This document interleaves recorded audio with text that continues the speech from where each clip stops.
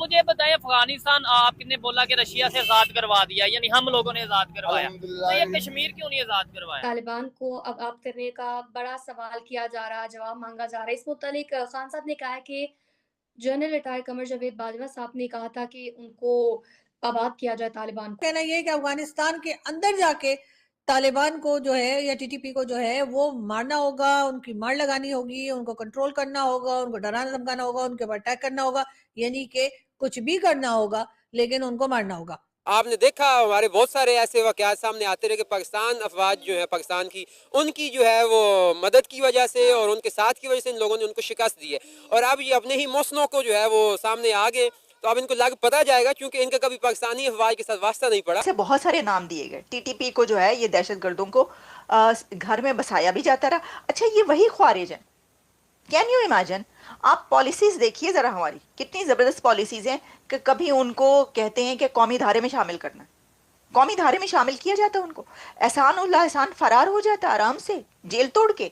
अगर अफगानिस्तान के लोग कहते हैं कि वो ड्यूरल लाइन को नहीं मानते तो पाकिस्तान को भी कहना चाहिए कि हम भी नहीं मानते, तो बात बराबर हो जाएगी। ठीक है, तो इंडिया वाले कहते हैं 26/11 जो वहाँ पे हुआ था उसका कोई कत्ल है, हमने ऐसे ऐसे काम नहीं करते। नहीं, आप कश्मीर में तो वैसे कश्मीर में भी नहीं ऐसे, हम किसी के खिलाफ ऐसे नहीं नचते, लोगों को मारते ना, किसी को ना फौजियों को मारते ना फौजियों को।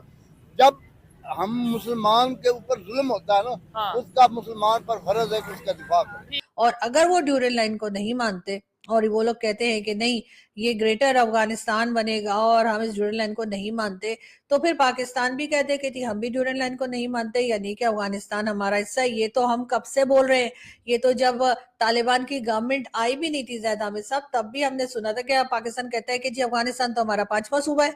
और अब जब वो आ गए, तालिबान आ गए और उसके बाद आके उन्होंने आपके सर के ऊपर ढोल बजाना शुरू किया है, तो आपको लगता है कि अब ये क्या हो रहा है और अब इस चीज को किस तरीके से हैंडल किया जाए, कैसे मैनेज किया जाए। हम तो कहते थे कि अफगानी हमारे भाई, और अब जो इस्लामिक कंट्रीज जो हैं वो आमने सामने खड़ी हैं। मंगल के रोज जब पाकिस्तान आर्मी ने अफगानिस्तान पर एयर स्ट्राइक की, तभी इन्होंने पाकिस्तान को वार्न कर दिया था कि भाई हम आपकी इस कार्रवाई का भरपूर जवाब देंगे। और 24 घंटों के अंदर अंदर वो अपनी मतलब अफगान तालिबान को लेकर टैंके और तोप लेकर जो है वो बॉर्डर पर पहुंच गए। भैया एक दफा आप तय कर लें, प्रॉब्लम पता क्या है, आप एक दफा फैसला कर लें कि वो ख्वारिज हैं या वो आपके घर में वापस उन्होंने आके बसना है।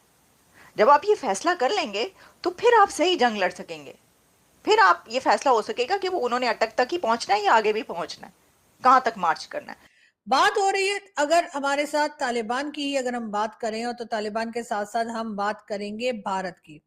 जी हाँ, भारत की बात करेंगे और बात करेंगे चाबहार पोर्ट की। तो जैसा कि आप लोग जानते हैं कि चाबहार पोर्ट जो है उसमें एक तरह से अफगानिस्तान भी शामिल है और उसमें जो है वो ईरान भी है और भारत भी है। और अब अफगानिस्तान की तरफ से भी स्टेटमेंट आया है कि वो चाबहार पोर्ट पर काम करने के लिए बिल्कुल तैयार हैं और वो भारत के साथ काम करेंगे और किसी भी किस्म का इंटरफेयर या कोई भी गड़बड़ उसमें होने नहीं देंगे।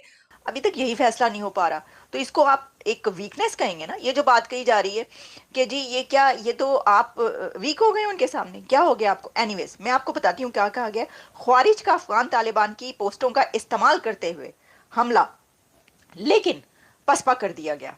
तालिबान की तरफ से या तालिबान की गवर्नमेंट की तरफ से साफ साफ तौर पे कह दिया गया है कि वो भारत के साथ चाबहार पोर्ट पे काम करने के लिए तैयार है बिल्कुल।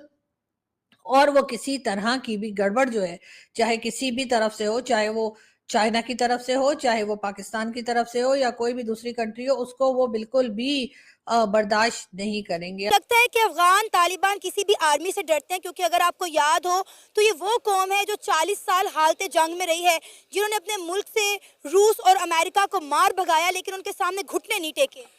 आप देखिए कि रूस और अमेरिका जो है ना वो साइबेरिया ठंडी इलाकों से आए हैं। अच्छा। इनका वास्ता पड़े पाकिस्तान फौज के साथ। अच्छा। पाकिस्तान फौज जो है, जो अफवाज है हमारी, बेसिकली वही इनके साथ थी, तो रूस भी भागा और अमेरिका भी भागा। अब जाहिर है कि एक तरफ सीपीसी है और दूसरी तरफ चाबहार पोर्ट है और दोनों जगह पर ही एक तरह का कंपटीशन चल रहा है। लेकिन पाकिस्तान का चाबहार पोर्ट को देखते हुए मुझे लगता है कि पाकिस्तान यकीनन परेशान होगा या चाइना परेशान होगा कि सीपीसी को किस तरीके से कंप्लीट किया जाए, क्योंकि वो फिलहाल कंप्लीट होता हुआ दिखाई नहीं दे रहा और अगर उस पर काम किया भी जा रहा है तो उसकी स्पीड जो है वो बहुत ही कम है। जय हिंद दोस्तों।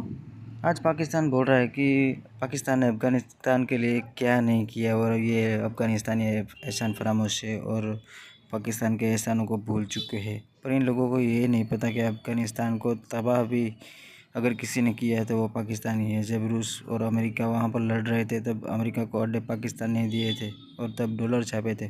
और आज इन लोगों को लगता है कि अफ़गानी तो हमारे भाई है और हमारे एहसानों को भूल गए और ये लोग हम पे अटैक कर रहे। और इनको ये पता होना चाहिए कि ये इनकी सारी करतूतें है जो आज ये लोग भुगत रहे हैं।